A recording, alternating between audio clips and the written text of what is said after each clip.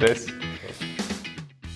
Pa nogomet sam se počeo baviti ono koji svako dijete, zavolio se da je sport i ništa.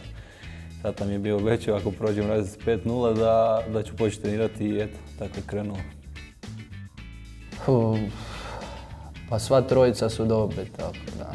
Nemoj reći meni, ja te dižem. Pa Posavcu, ajde, da te poguram malo. A.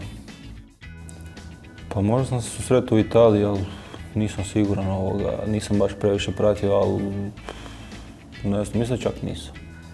Pa, dobar je. Igra igrice cijelo vrijeme, tako da nismo baš puno pričali.